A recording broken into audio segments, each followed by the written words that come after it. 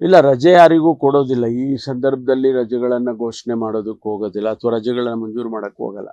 ಯಾಕೆಂದರೆ ಇನ್ನೂ ಕೂಡ ನಮಗೆ ಈ ಸೂಕ್ಷ್ಮದ ಸನ್ನಿವೇಶ ಇನ್ನು ಯಾವಾಗ ನಾರ್ಮಲ್ಸಿಗೆ ಬರುತ್ತೆ ಅಂತೇಳಿ ನಮಗೆ ಗೊತ್ತಾಗೋದಿಲ್ಲ. ಅದನ್ನು ಕೇಂದ್ರ ಸರ್ಕಾರ ಹೇಳುತ್ತೆ, ಈಗ ನಾರ್ಮಲ್ ಆಗಿದೆ ಎಲ್ಲ ಸಿಚುವೇಶನ್ ಅಂತ. ಅಲ್ಲಿವರೆಗೂ ನಾವು ಸ್ವಲ್ಪ ಸೂಕ್ಷ್ಮತೆಯಿಂದ ಇರಬೇಕು.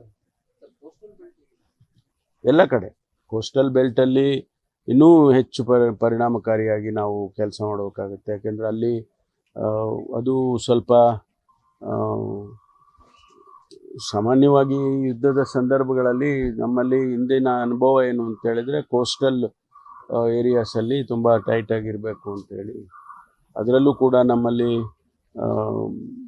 ಮಂಗಳೂರು ಅಂದರೆ ದಕ್ಷಿಣ ಕನ್ನಡದಲ್ಲಿ, ಆಮೇಲೆ ಉತ್ತರ ಕನ್ನಡದಲ್ಲಿ ಎಲ್ಲಿ ಕೋಸ್ಟಲ್ ಲೈನ್ ಬರುತ್ತೆ ಅಲ್ಲಿ ಸ್ವಲ್ಪ ಎಚ್ಚರಿಕೆಯಿಂದ ಇರಬೇಕು ಅಂತೇಳಿ. ಈಗಾಗಲೇ ನಾವು ನಮ್ಮ ಕೋಸ್ಟಲ್ 2-3 ಲೇಯರ್ ಇದೆ ಕೋಸ್ಟಲ್ನಲ್ಲಿ. ಒಂದು ನಮ್ಮ ಕೋಸ್ಟಲ್ ಸೆಕ್ಯೂರಿಟಿ ಫೋರ್ಸ್ ಇರ್ತಕ್ಕಂಥದ್ದು ಪೊಲೀಸ್ ಇಲಾಖೆ, ಅವ್ರ ಹತ್ರನೂ ಬೋಟ್ಗಳಿದ್ದಾವೆ, ಅವರು ಕೂಡ ಸ್ಪೆಷಲಿ ಟ್ರೈನ್ಡ್ ಪರ್ಸನಲ್ ಇದ್ದಾರೆ.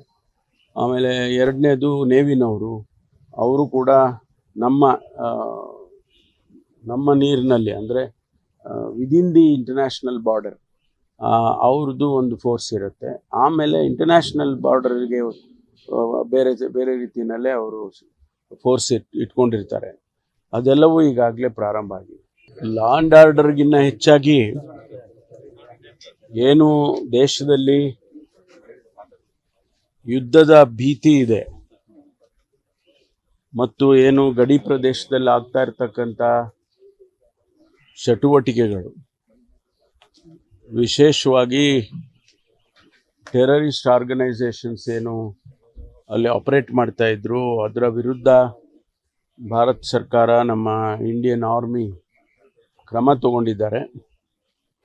ಮತ್ತು ಮುಂದೆ ಏನಾದರೂ ಕೂಡ ಇದು ಎಸ್ಕಲೇಟ್ ಆದರೆ, ಹೆಚ್ಚಾದರೆ ಯುದ್ಧದ ಪರಿಸ್ಥಿತಿ ಬರ್ಬೋದು ಅಂಥೇಳಿ ಈಗಾಗಲೇ ಕೇಂದ್ರ ಸರ್ಕಾರ ಪ್ರತಿಯೊಂದು ರಾಜ್ಯ ಸರ್ಕಾರಕ್ಕೂ ಕೂಡ ಒಂದಿಷ್ಟು ಸೂಚನೆಗಳನ್ನು, ಅಡ್ವೈಸರಿಗಳನ್ನು ಕೊಟ್ಟಿದ್ದಾರೆ. ಅದರ ಹಿನ್ನೆಲೆಯಲ್ಲಿ ಈಗಾಗಲೇ ನಾವು ಕ್ರಮಗಳನ್ನು ಜರುಗಿಸಿದ್ದೇವೆ.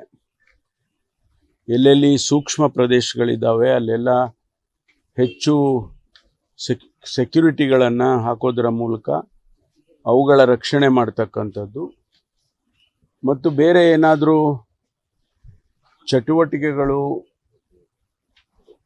ನಡೆಯೋದಾದರೆ ಅದು ಎಲ್ಲಿ, ಯಾವ ಪ್ರದೇಶದಲ್ಲಿ ನಡೆಯುತ್ತೆ ಅಥವಾ ಯಾವ ಊರಲ್ಲಿ ನಡೆಯುತ್ತೆ ಅಂತ ನಮಗೆ ಗೊತ್ತಾಗೋದಿಲ್ಲ. ಹಾಗಾಗಿ ಇಡೀ ರಾಜ್ಯದಲ್ಲಿ ಪ್ರತಿಯೊಂದು ಪಟ್ಟಣದಲ್ಲೂ ಕೂಡ ಸೆನ್ಸಿಟೈಸ್ ಮಾಡಿ ಆಯಾಯ ಪೊಲೀಸ್ ಇಲಾಖೆ ಅಧಿಕಾರಿಗಳಿಗೆ ಸೂಚನೆಗಳನ್ನು ಈಗಾಗಲೇ ನಾವು ಕೊಟ್ಟಿದ್ದೇವೆ. ಮಾನ್ಯ ಮುಖ್ಯಮಂತ್ರಿಗಳು ಇವತ್ತು 4 ಗಂಟೆಗೆ ಸಭೆಯನ್ನು ಕರೆದಿದ್ದಾರೆ.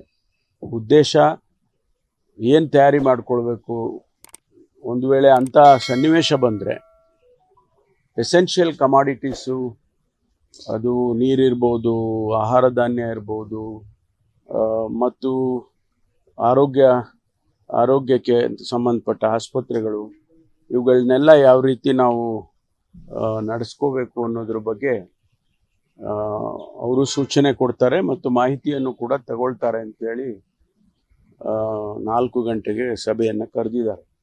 ಅದರಲ್ಲಿ ಗೃಹ ಇಲಾಖೆಯವರು ಮತ್ತು ಕಂದಾಯ ಇಲಾಖೆಯವರು ನಾವೆಲ್ಲರೂ ಕೂಡ ಭಾಗವಹಿಸ್ತೇವೆ. ಮತ್ತು ಏನಾದರೂ ಕೂಡ ನಿನ್ನೆಯಿಂದ ಈಚೆಗೆ ಏನಾದರೂ ಅಡ್ವೈಸರಿ ಬಂದಿದ್ರೆ, ಕೇಂದ್ರ ಸರ್ಕಾರದಿಂದ ಸೂಚನೆಗಳು ಬಂದಿದ್ರೆ ಅದನ್ನು ಕೂಡ ನಾವು ಚರ್ಚೆ